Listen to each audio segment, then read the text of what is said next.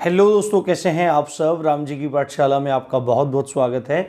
उम्मीद करता हूं आप सब अच्छे होंगे और आपकी तैयारी बहुत ही बेहतर ढंग से चल रही होगी। बहुत दिन से आप में से बहुत सारे लोग कमेंट कर करके पूछ रहे हैं कि सर आंसर की कब तक आ जाएगी, आंसर की कब तक आ जाएगी। आप कह रहे थे कि 1-2 दिन में आ जाएगी और अब तक आंसर की नहीं आई है, तो क्या कारण है, क्यों आंसर की नहीं आ रही है। दूसरी बात है, आप में से काफ़ी सारे लोगों ने ये भी पूछा है, ज़्यादा लोगों ने नहीं पर ठीक ठाक लोगों ने ये चीज़ पूछा है कि सर रिज़ल्ट कब तक आ जाएगा। क्योंकि रिज़ल्ट वाली बात भी है कि कोई कुछ बोल रहा है रिज़ल्ट के बारे में, कोई कुछ बोल रहा है। और आज कुछ लोगों ने मुझसे ये पूछा कमेंट करके कि बहुत सारे लोग यूट्यूब पे बोल रहे हैं कि आपके फिजिकल 27 दिसंबर से शुरू हो जाएंगे, तो इन सब की क्या प्रामाणिकता है। तो ये चीज़ें मैं आप सबको क्लियर कर देना चाहता हूँ। देखो भाई, सबसे पहले तो अभी जो आंसर की है ना, यहाँ मैंने आंसर की ये पता नहीं कैसे लिख दिया, आंसर की, ठीक है। आंसर की आपकी कब तक आ जाएगी। अभी देखो, इन लोगों ने कहा था कि भाई शीघ्र ही आपकी आंसर की हम लोग डालेंगे। अब जो मेरे अनुभव के आधार पर था, जहाँ तक मुझे था कि मैंने मतलब इनके नोटिस आने से पहले मुझे उम्मीद थी कि ये 12 तारीख के आसपास तक आपकी आंसर की दे देंगे, 10 या 12 तक, मैक्सिमम मैंने 12 तारीख बताया था। अब उम्मीद मुझे ऐसी लग रही है कि अभी ये मतलब 2-3 दिन में आपकी आंसर की दे सकते हैं। आज भी दे सकते हैं, कल भी दे सकते हैं, कभी भी दे सकते हैं, भगवान जाने ये इतना लेट क्यों कर रहे हैं। पर इतना लेट होने का कारण एक हो सकता है कि इन लोगों ने उसी कंपनी ने एग्जाम कंडक्ट करवाया था, जो आपकी कंपनी थी NSEIT, उसी कंपनी ने आपका ASI का एग्जाम भी कंडक्ट करवाया था। हो सकता है जो कंपनी है वो आपका ASI के एग्जाम में बिजी हो गई हो, जिसकी वजह से आपकी आंसर की नहीं आ पाई है। तो मुझे अब लग रहा है कि जल्दी ही आपकी आंसर की आ जाएगी, बट इन लोगों ने शीघ्र बोल के बड़ा घपला कर दिया। शीघ्र का मतलब तो ये था कि 2-3 दिन में आ जाती, अब इतने दिन लगा दिए तो उस नोटिस का कोई भी मतलब नहीं रह गया। तो आप लोग बिल्कुल परेशान ना हो और बार बार साइट चेक करने की जरूरत नहीं है। आप लोग अदर एग्जाम्स पे फोकस करें। आपका NTPC का भी एग्जाम आ रहा है, आपका रेलवे का भी एग्जाम आ रहा है, आपका लेखपाल का अनाउंसमेंट होने वाला है बहुत जल्दी।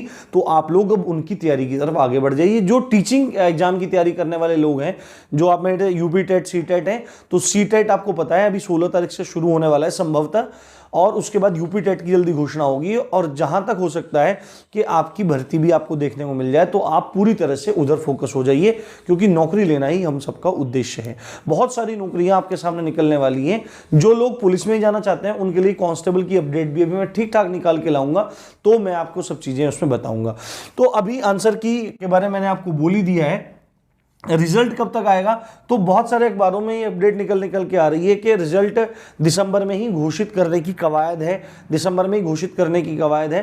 तो मुझे भी ऐसा लग रहा है कि दिसंबर में ही ये लोग रिजल्ट दे देंगे, पर डेट अभी मैं ठीक नहीं बता सकता कि डेट। और अभी मतलब देखने में जैसा लग रहा है कि भाई 1/3 दिसंबर तो चला ही गया है। अब ये अगर आंसर की 2-4 दिन में भी दे तो फिर रिवाइज आंसर की भी देगा, और अगर रिवाइज आंसर की नहीं भी देता है तो ये दिसंबर के एंड तक ही रिजल्ट दे पाएगा, उससे पहले रिजल्ट देने के कोई चांसेस नहीं है।